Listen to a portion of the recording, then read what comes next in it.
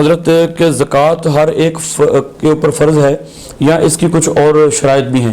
اس حوالے سے ناظرین کو کچھ آگاہ فرمائیں۔ جمیل بھائی آپ کا بہت ہی خوبصورت کوشچن ہے، لیکن اس کوشچن سے پہلے نا میں تھوڑا سا ناظرین کی خدمت میں آنا چاہوں گا اور ان سے یہ گزارش کرنا چاہوں گا کہ اگر ہم ملک پاکستان کے اوورآل حالات کو دیکھیں نا اور ہماری معاشی صورتحال کو دیکھیں تو ہماری معاشی صورتحال یہ تنزلی کی طرف جا رہی ہے، اور بہت سے دانشور بٹھائے جاتے ہیں، بہت سی کمیٹیاں بٹھائی جاتی ہیں اور بہت سے دانشور بٹھائے جاتے ہیں اور باقاعدہ مشورہ کیا جاتا ہے کہ کون سا ایسا نظام لے کر آیا جائے کہ جس سے ملک پاکستان معاشی طور پر مضبوط ہو سکے، معاشی طور پر اس میں استحکام پیدا ہو سکے۔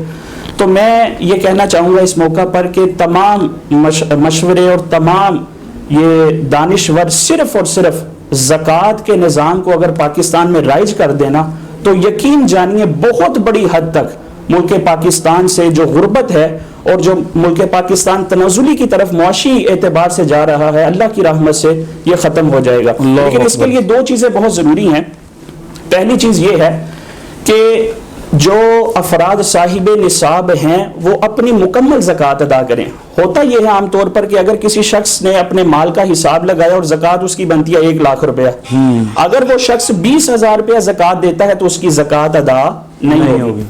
اسی طرح یہ پہلی چیز بہت ضروری ہے کہ جتنی زکوٰۃ بنتی ہے ہم اتنی زکوٰۃ ادا کریں، اور دوسری نہایت اہم ترین چیز یہ ہے کہ یہ زکوٰۃ کا پیسہ مستحق افراد تک پہنچایا جائے۔ ماشاءاللہ، یہ بڑی ایک اہم چیز ہے۔ اگر یہ دو چیزیں پائی جائیں کہ ہم اپنی زکوٰۃ مکمل نکال لیں اور دوسری چیز یہ ہے کہ مستحق افراد تک پہنچائیں، تو یقین جانیے ہمیں ان کمیٹیوں کی، ان مشوروں کی حاجت نہیں ہے۔ اللہ کی رحمت سے یہ اللہ پاک کا دیا ہوا نظام ہے، یہ مخلوق کا نظام نہیں ہے، یہ خالق کائنات کا نظام ہے۔ اللہ کی رحمت سے ہمارے ملک میں غربت بھی ختم ہوگی، غربا بھی ختم ہوں گے، اور اللہ کی رحمت سے ہمارا ملک معاشی حوالے سے مضبوط ہوگا۔ سبحان اللہ۔ باقی جمیل بھائی کا جو کوشچن بڑا ہی اہم ترین کوشچن ہے، اس کوشچن کی طرف میں بڑھتا ہوں کہ زکوٰۃ فرض کس پر ہے۔ یہ بڑا ہی اہم کوشچن ہے کہ لوگ پوچھتے ہیں کہ کیا ہر شخص پر فرض ہے زکوٰۃ؟ ایسا نہیں ہے۔ زکوٰۃ ہر اس مسلمان عاقل بالغ مرد و عورت پر فرض ہے جس میں چند شرائط پائی جاتی ہیں، اور وہ شرائط کیا ہیں؟ پہلی شرط یہ ہے کہ وہ شخص نصاب کا مالک ہو۔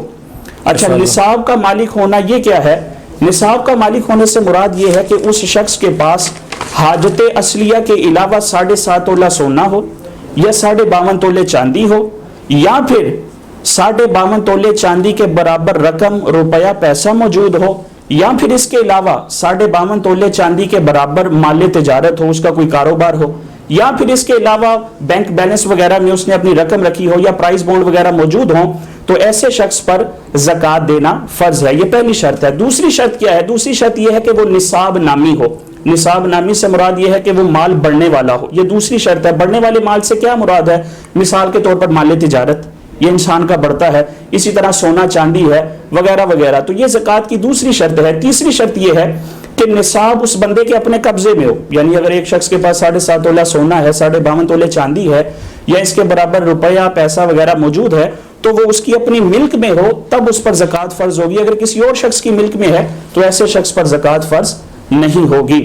چوتھی شرط یہ ہے کہ نصاب جو ہے یہ اس کی حاجت اصلیہ سے زائد ہو، یعنی ضروریات زندگی سے زائد ہو، یہ چوتھی شرط ہے۔ اور پانچویں شرط یہ ہے کہ وہ شخص جو نصاب کا مالک بن رہا ہے وہ نصاب قرضے سے پاک ہو۔ جیسے مثال کے طور پر ایک شخص کا اس نے حساب لگایا 5 لاکھ روپے اس کا زکوٰۃ کا بنتا ہے، لیکن اس پر قرضہ ہی 5 لاکھ ہے، تو جمیل بھائی ایسے شخص پر زکوٰۃ نہیں ہوگی۔ ہمارا دین اسلام بڑی آسانی فراہم کرتا ہے۔